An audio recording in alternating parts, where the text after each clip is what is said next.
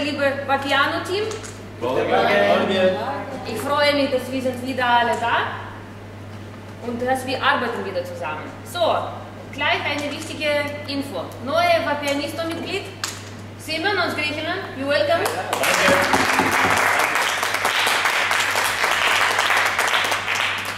Und heute haben wir eine neue Dame von anderer Filiale einfach. Sie macht unsere Süßigkeit heute. Ja. Viel Spaß dabei. Gleich wichtige Info, wir haben etwas Neues in unserem Haus, eigentlich in jedem Vapiano, Sommergetränke. Bitte einfach bei der Bar, was gibt es das Gutes Pariser bei uns, Neues? Wir haben Sommergetränke, Hugo, dann haben wir Maracuja-Schorle, wir haben selbstgemachte Eiszitrone, wir haben Orangenlimonade. Echt super, hat man alle gehört? Einfach, wenn ein Gast fragt, bitte, bei der Bar, ihr könnt euch schon selber das an der Station einfach empfehlen und sagen, das ist echt gut für Sommer.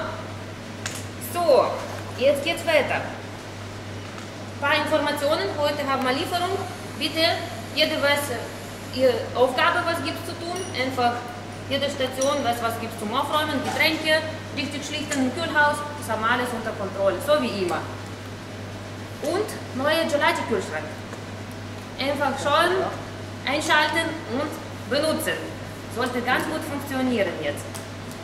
Noch eine wichtige im Haus, in jedem Vapiano, Entschuldigung, Kommunikationsoffensive. Let's talk about.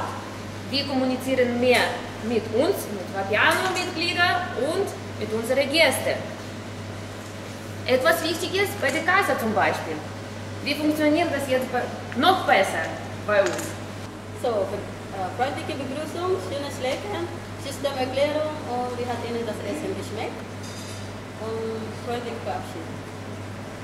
Wichtige Sache, offene Frage, das haben wir alle bemerkt, alle wissen. Gut. Und gibt es noch was? So wie immer wichtig in jedem Gastrohaus, Umsatzsteigerung. Bei jeder Station, Pasta, Pizza, Salat, Bar, das ist wichtig.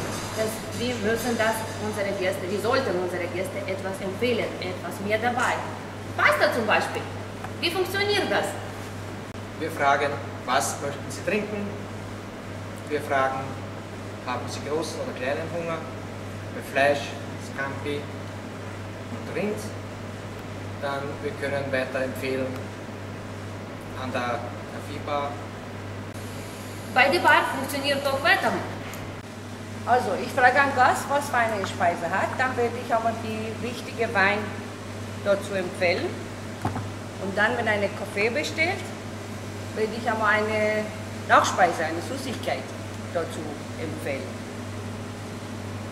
Danke sehr. So funktioniert in unserem Haus.